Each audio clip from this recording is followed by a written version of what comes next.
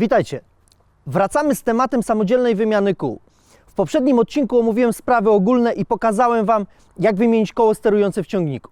Teraz nadam naszej serii prędkości, bo opowiem o kołach napędowych. Nazywam się Adam Wołowiec, zapraszam na C+E, jedziemy z tematem.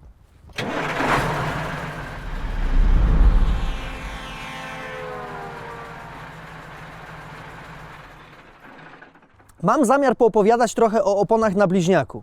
Dlatego jeśli chcecie zobaczyć od razu wymianę takiego koła, przejdźcie do tej minuty. Zwracanie uwagi na stan ogumienia musicie mieć we krwi, z różnych względów. Kiedyś słyszałem na przykład historię kierowcy, który wieczorem przyjechał na bazę i zostawił ciągnik w idealnym stanie. Kiedy rano wsiadł do tego samego auta, to już niczego nie sprawdzał, bo i po co? No przecież co się mogło przez noc stać? Mogło, bo nie dojechał nawet do bramy wjazdowej firmy, gdy zorientował się, że jedzie na kapciu. Okazało się, że miał przebitą oponę i przez noc powietrze zeszło. Nie zauważył, bo nie sprawdził. Przejechał bez powietrza może ze 400 metrów, ale i tak opona była do wyrzucenia. Wyglądała mniej więcej tak. Jakie z tego wnioski? Są dwa. Po pierwsze, zawsze sprawdzajcie stan ogumienia przed trasą.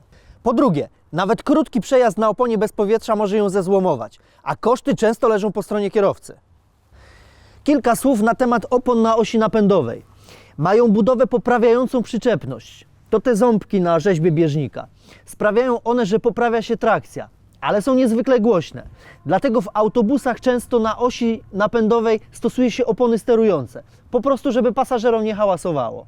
Ciągnik siodłowy napędzają dwa bliźniaki. Sprawiają one, że poprawia się wspomniana wcześniej przyczepność. To po pierwsze. Po drugie, to miejsce przyjmuje bardzo duży nacisk z załadowanej naczepy, więc musi być wytrzymałe. Zwracajcie szczególną uwagę na te koła, ponieważ z zewnątrz po prostu gorzej je widać i można przeoczyć ewentualne uszkodzenie. A czym to grozi?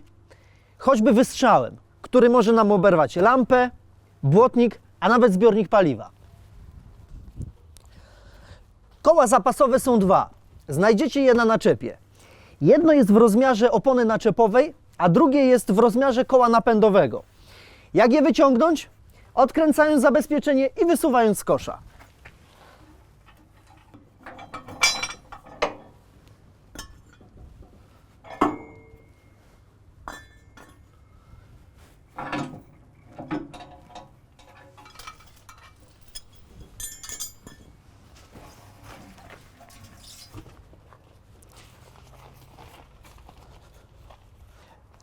Zanim zaczniemy odkręcać koło, musimy zorganizować sobie całe stanowisko. Bierzemy narzędzia i przygotowujemy koło zapasowe. I jeszcze raz przypomnę, odkręcając koło na drodze, pamiętajcie, żeby założyć kamizelkę odblaskową. Bezpieczeństwo jest najważniejsze. Niezależnie od tego, czy macie naczepę sprzęgniętą z ciągnikiem, czy też nie, wymianę koła na osi napędowej musicie rozpocząć od podniesienia ciągnika na poduszkach. Będziecie dzięki temu mieli łatwiejszy dostęp. W manie podnośnik ustawia się w tym miejscu. I jeszcze jedna ważna uwaga. Pamiętajcie, żeby podnośnik stał na równym, stabilnym i twardym podłożu.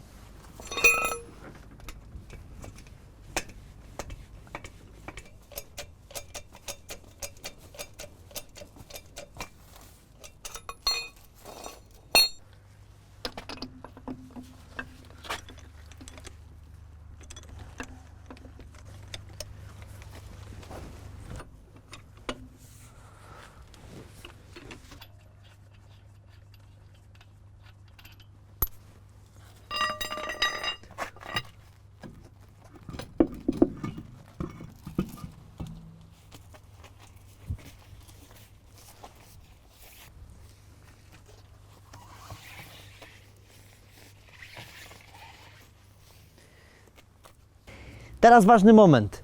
Czyścimy powierzchnie przylegające.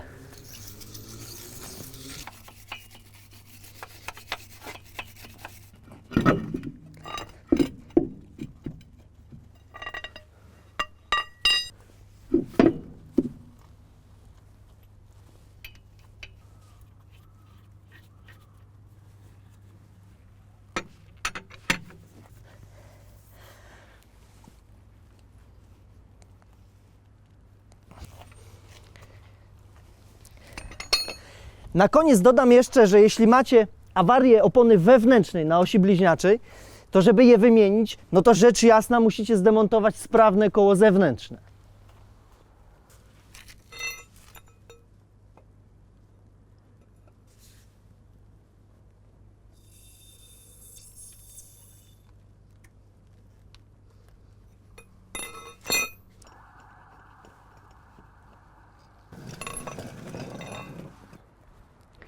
Tyle, jeśli chodzi o koła osi napędowej.